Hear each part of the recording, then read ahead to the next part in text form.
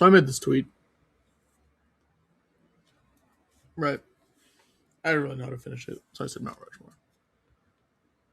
Regardless of that,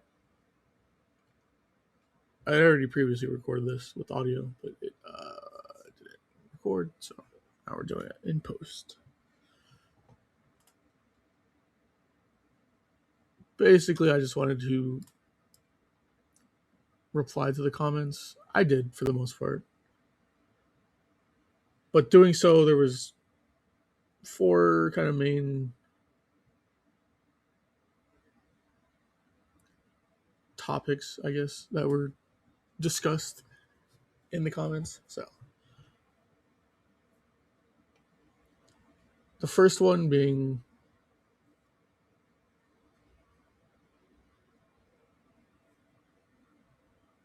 Pat Verbeek was lowballing. First off, that's a general manager's job, is to offer the amount of money he believes a player is worth in order to build a team around that player. So him offering, $12 million before the Olympic break to sign Leo, obviously that got misinterpreted later by Kevin Weeks. It is what it is. But the picture now is how are you going to get Cutter signed, right? So, full disclosure, I'm on team take the 4 first-round picks because at the end of the day, they're probably going to be 4 lottery picks because, the Flyers are going to be what? The 11th best team in the East. Even if they do play in the shit Metro Division, there's still a good chance they don't make the playoffs. So you straight up just take that, right? And me saying that, obviously the Ducks are going to be a lottery team. Right? And next year, the year after that, probably the year after that as well.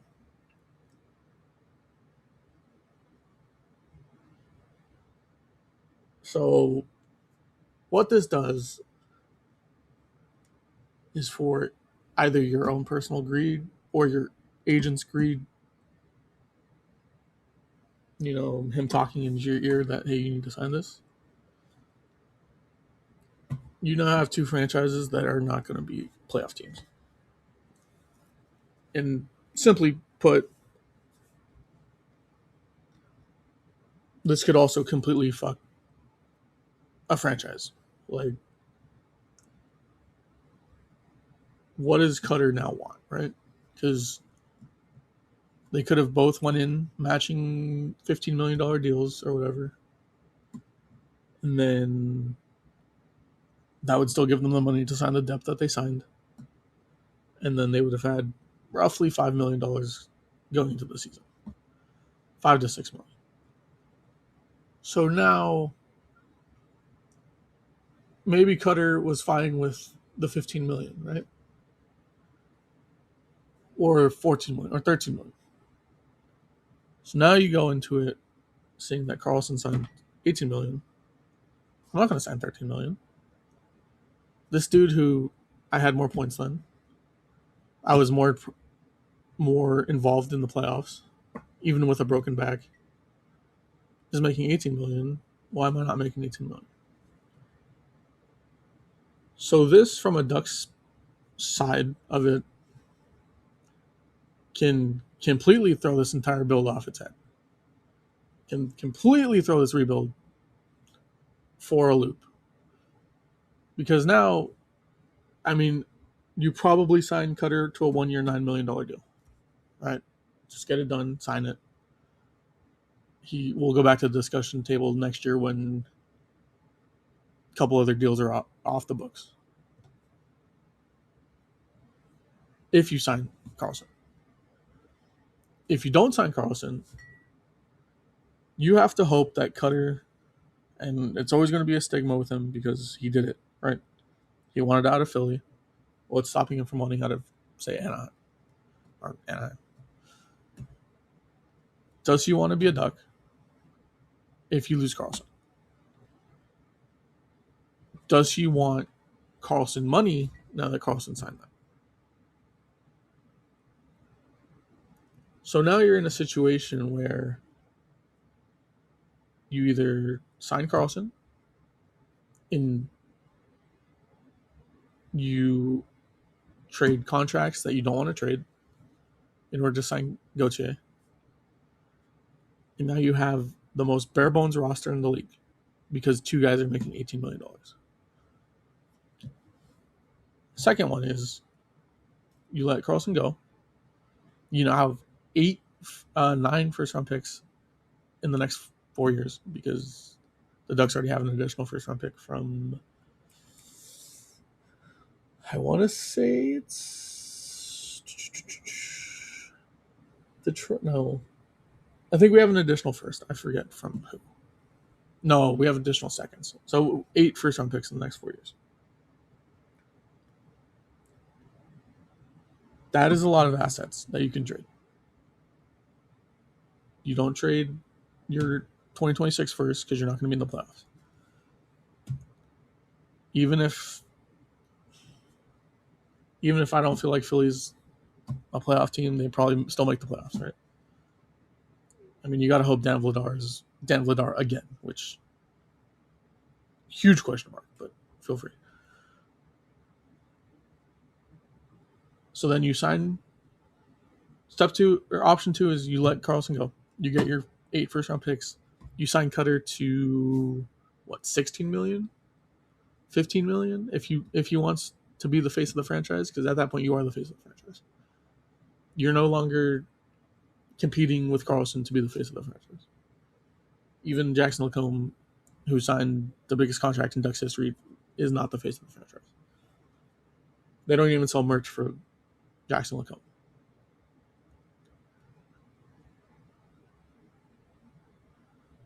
And then you hope that you can build out the bottom 6 with guys like Gaucher. You hope Colangelo can take a step into the top 6. You hope that maybe Judd Caulfield. I think he just signed an AHL deal, actually, so I don't think he. No, he signed a 2-way deal. So maybe like Judd Caulfield can crack into the lineup. Or you hope that somebody gets waived in training camp and hope you can get them for dirt cheap, basically. Obviously, with waivers, it's the full contract, but you're hoping maybe somebody depth can slip through. The third option is you go nuclear. You don't re-sign Karlsson. You hear that Gauthier wants $18 million a year as well. So you trade Gauthier, and you're guaranteed at least 2 first-round picks for Gauthier. So now you have 10 first-round picks. You trade Kreider. You trade Killorn. You trade Petrano if you can get anybody to eat that contract. And maybe this is why they wanted Klepov. Maybe they knew that something stupid was going to happen like this.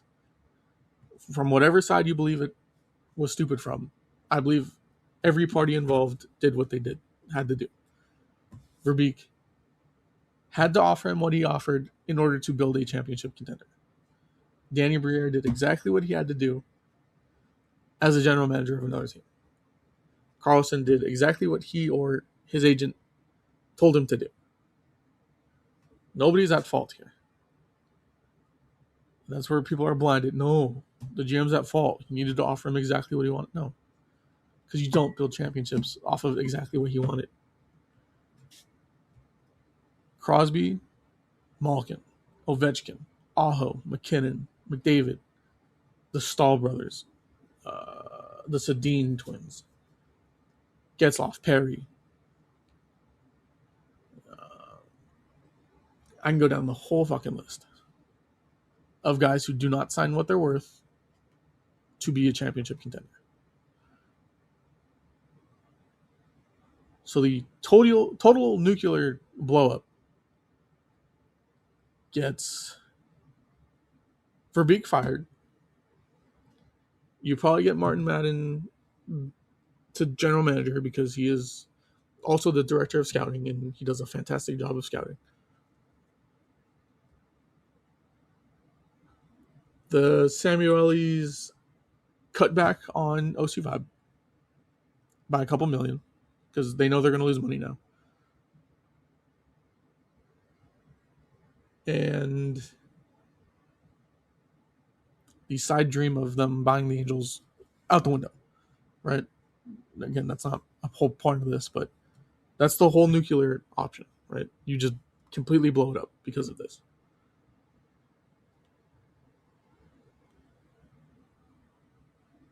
You're probably saying, well, what if they just resign Carlson, trade Gauthier, and then have those depth guys come up anyways with Carlson? The problem with that is Carlson only shows flashes. He absolutely, I 100% believe he's going to be a franchise center one day. The problem is he only shows flashes. Cutter is consistent. He showed that. Even with a broken back, he was consistent. Seneca is consistent. Despite what you want to see on the analytical side, he was always in the play every single time, regardless of what zone he was in. Even if he was turning the puck over, he was still in the play. Carlson kind of cruises a little bit, right? He gets that extreme burst of speed. He wants to beat you on a breakaway every single chance he gets.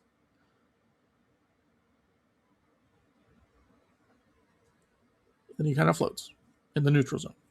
That's okay, right? You're the best player on the team.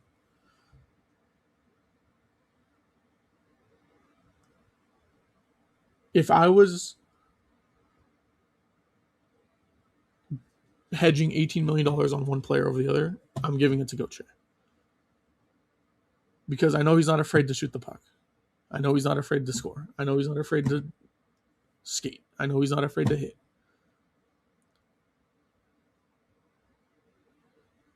And this isn't a fault to him, obviously, but I know he can communicate with the rest of the team because the rest of the team is 90% American, right?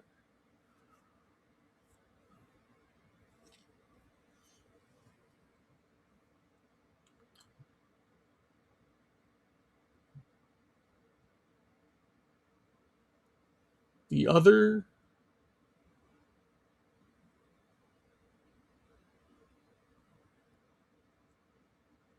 thing with this is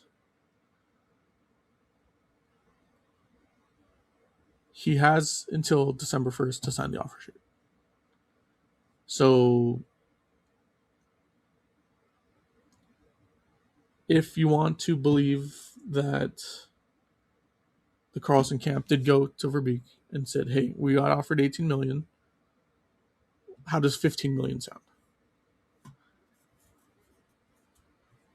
If you don't think that $18 million would have already gotten to Verbeek's ears, because Jason Robertson's deal got announced immediately. He didn't sign it. It still got announced immediately. And then it was Seattle the day after that got announced as the team. So if you don't think that Verbeek and co. had already heard that he got offered $18 million from somewhere, and even if you didn't hear the $18 million, you heard the 17.5, the 17.25, the 16.5, right? The other offer sheets. And you think that he still balked at it at signing him 15? I'm going to sort of disagree, right? Even if Elliot Friedman said it, Elliot Friedman's been wrong about the Ducks a number of times. Because the Ducks have always been a front office that information does not leak out of. So if you want to believe Elliot Friedman this once that he was right about the Ducks, feel free. But Elliot Friedman historically has not been accurate with the Ducks in reporting about the Ducks from the Ducks side. Him reporting from other team side involving the Ducks have been accurate, but that's because that information was coming from another team. Information strictly from Anaheim about the Ducks, he has not been accurate about. The only person who has ever been remotely accurate with the Ducks is Jeff Marek, because Jeff Marek has the inside information because he's on Duckstream. But also before that, he already had the inside information because he was he had some sort of relationship with Verbeek or Madden, I forget who, but he Jeff Marek was the only one who had any sort of information about the Ducks consistently. So if you believe that Karlsson came back and said 15 million, and if Verbeek already had the knowledge that somebody offered 18 million, why would he not sign it, right? So that's why I'm thinking there's miscommunication in that aspect, because again, Elliott, he's accurate about 31 franchises in the NHL, but he consistently messes up with the Ducks.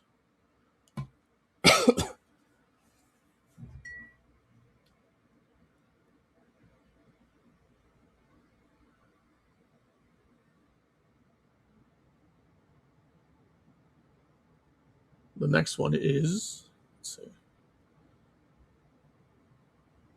anybody would take what was offered. And I kind of already went over this, right? McKinnon, Makar, McDavid, Crosby, Ovechkin, Malkin. All these players took less. But it's 18 million, and he's getting all the money immediately. Okay. So in 3 years, I mean, not even 3 years, in, let's see.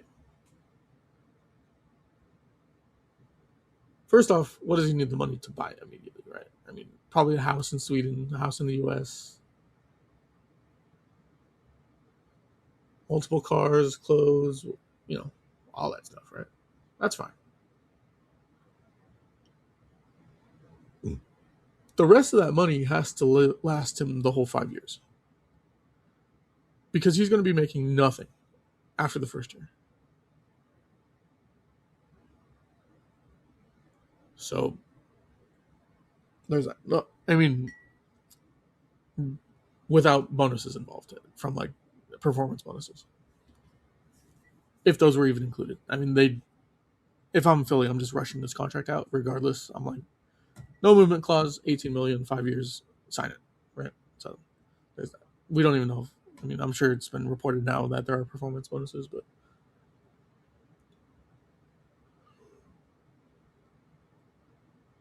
so he has to drag the money, like all the money he's making year one, he has to drag it out for 5 years. That's pretty hard, especially in North America, because there's a lot of things you can buy.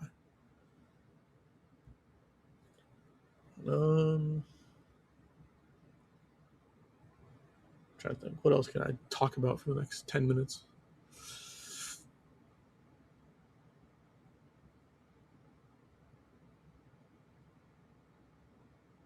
Let's go with,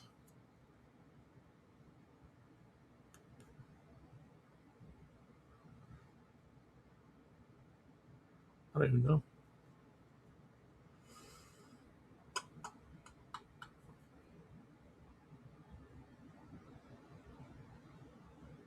Kind of already went over the Doomsday. By kind of, I mean I did go over the Doomsday situation.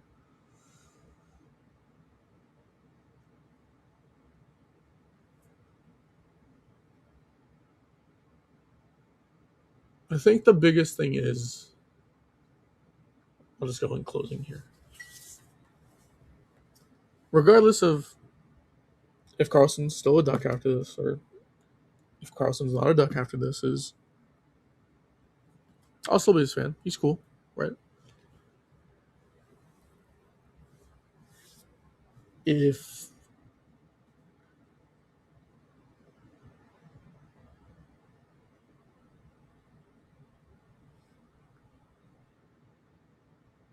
if I'm Verbeek,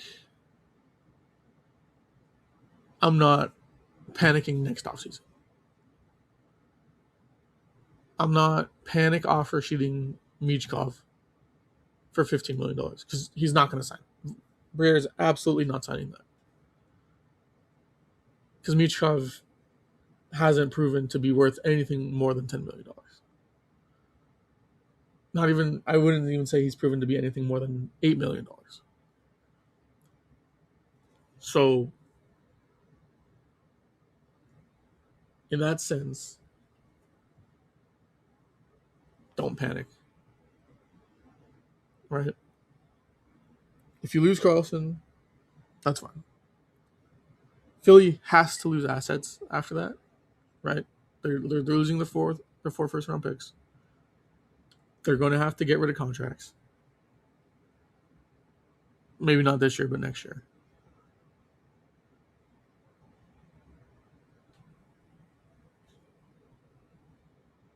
Unless, again, they want to just fill out their roster with depth. Depth they believe could work. Like Denver Barkey, I think is fantastic. Like obviously you got Nick Cates or Noah Cates and stuff like that.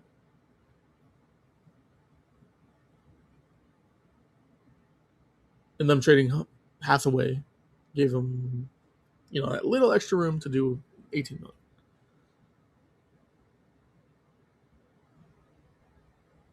So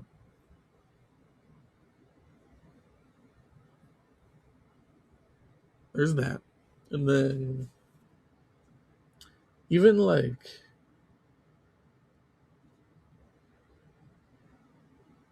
because I mean who else from that draft? I mean, I don't think anybody else from that draft would be qualified for an RFA. That wouldn't have already signed, right? Because Celebrini's going to sign. That's obvious. Like they'll give him whatever the fuck he wants. Levshinov, I don't think qualifies. Caden Lindstrom won't qualify. What 5? Was 5?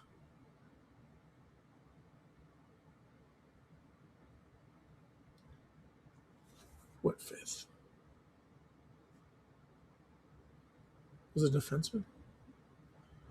Anyways, yeah, I don't think like Seneca would be the only guy who's qualified to get offer sheeted next year, I think. Besides Celebrini.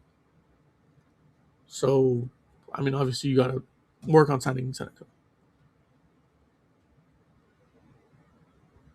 You have pieces that can replace. You have McQueen. Even if you want to trade McQueen to get somebody who's NHL ready now, you have McQueen. You have Nielsen, who's going to be a very good bottom 6 guy in the NHL. You have, I mean, Masse, you can kind of hope becomes an NHL goal scorer. The problem is he plays in the queue, so we'll see. Or he's going to college this year, but Q guys don't develop. I don't trust anybody who comes from the queue. And then you got Klepov this year, right? If you believe Klepov is a year away, and you lose Karlsson this year, you play Klepov. Because at worst, he's a -20. He's a -25. We're not making the playoffs anyways, but he gets valuable NHL experience. The issue is he's a Michigan State commit, so he's probably picking Michigan State anyways.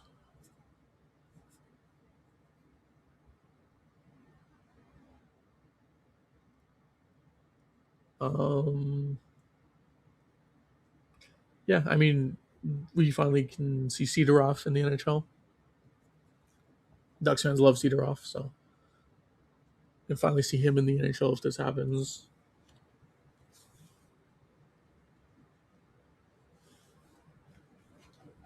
As much as I don't want to go back into a rebuild, It probably makes the most sense with everything that happened. Because the pieces are there. That's why you still draft regardless of being a playoff team. Because the pieces are still there.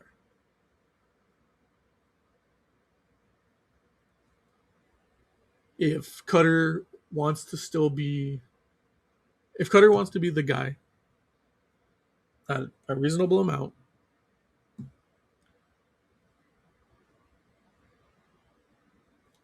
make him the guy. Get him whatever piece he wants. If that's Gabe Perreault, if that's Ryan Leonard, you have the assets if you don't re-sign Carlson to get Cutter whatever he wants. Fuck, you probably get Will Smith if you wanted to. Like, I mean, you're going to give up a lot because it's San Jose. But you could probably get Will Smith there too. Like, you can get your players the players they want. Like, if Lacombe wants Faber, it probably won't happen, but you can get Faber. Because they're going to want to shed cap in order to sign Quinn Hughes.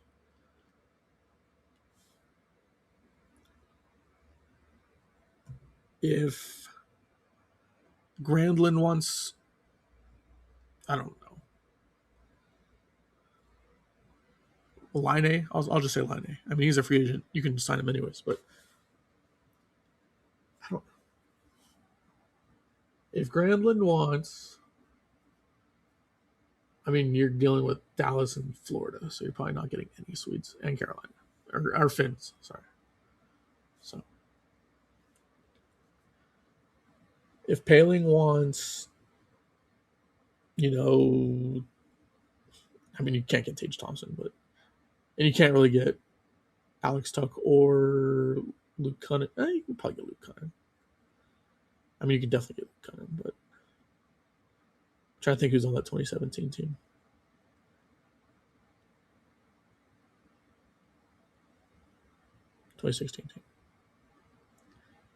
You have options to get the players that want to be here and be the guys they want, the players they want to play with.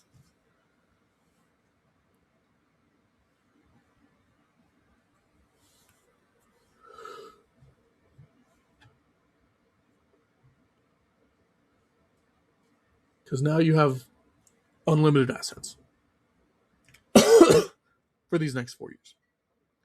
You have the guys you drafted. You have the 8 first-round picks. This upcoming 27 draft is good. 28 draft is phenomenal. 29 draft is insane. Right? You're getting guaranteed 2 picks in the next upcoming 3 drafts that are game changers. So teams are going to value that. Not like the first round picks this year. There was no real game changer in this draft. Gavin McKenna isn't really a game changer. He needs players with him. Ivar Stenberg, I think, is the best player in the draft. He's going to need players with him. These next upcoming drafts are highly talented. Teams are going to want these firsts. So, yeah. That's pretty much that. This will probably just overlay over a fucking speeding video of me going through the tweets that I originally was commentating on. I think the original video was like 2 hours long. So, now it's 30 minutes long. In conclusion,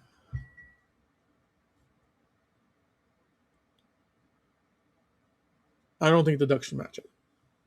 Right? But that's just my opinion. I know there's going to be tons of people who are saying match it. I don't think you should. I think you should not match it. I think you should use all those assets and build.